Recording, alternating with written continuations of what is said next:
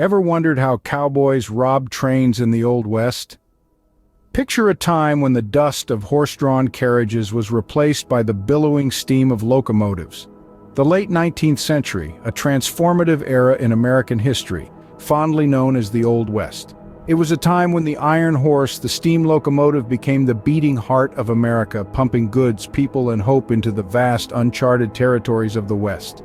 This was the age of the railroad, an era of rapid expansion and limitless possibilities, but with growth came temptation, and the trains that crisscrossed the country connecting east to west became irresistible targets for some of the most daring characters of the time, the cowboys. These locomotives were not just carriers of people and mail. They were the veins through which the wealth of the nation flowed. From gold and silver mined from the rich veins of the Rocky Mountains, to large sums of cold, hard cash being transported from banks, these trains were often laden with valuables. But robbing a moving train was no child's play. It required planning, precision, and a whole lot of courage. The risks were high. A single mistake could mean death, either at the hands of the law or in a catastrophic derailment. Yet the rewards were higher. A successful heist could yield enough loot to make a man rich beyond his wildest dreams. And so the allure of the rails proved too strong for these daring outlaws. The thundering sound of the locomotive, the promise of untold riches, and the thrill of the chase combined to create an irresistible siren song. The railroads were not just a symbol of progress, they were the lifeblood of the Wild West, a tempting target for those brave or foolhardy enough to risk it all. With so much at stake, the daring cowboys of the Old West couldn't resist the temptation of train heists. Stay tuned as we delve deeper into the audacious world of cowboy train robbers. Planning a train heist was no cakewalk. It required meticulous preparation and a deep understanding of train routes and schedules. These cowboys, these outlaws of the Old West, they understood that a successful heist wasn't about the fastest gun or the stealthiest approach. No, it was about knowing the land, knowing the train, and knowing the right time to strike.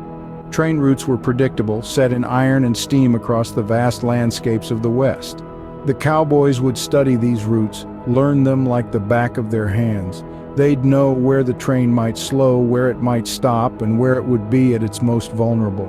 The schedules, too, were critical. Trains ran like clockwork, and understanding their timings was key to intercepting them at the right moment.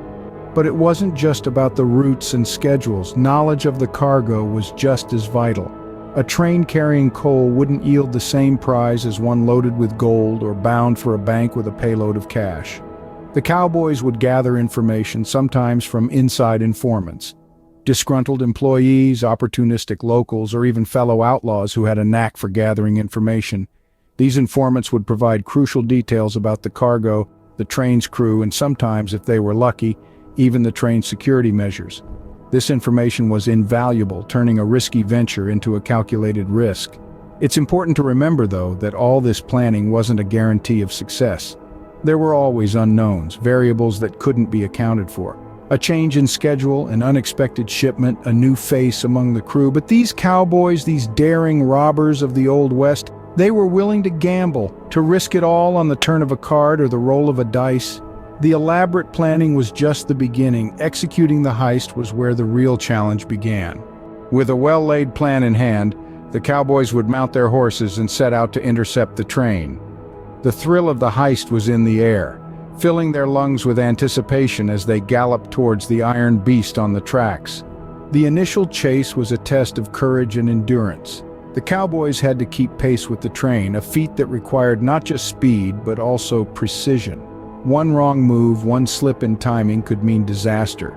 But these cowboys were skilled riders, able to navigate the rough terrain even at breakneck speed. Once they caught up with the train, the next phase began, boarding. This was where the real danger lay. It was a delicate dance between man, horse, and machine. The cowboys would ride alongside the train, matching its speed before making a daring leap onto the moving train.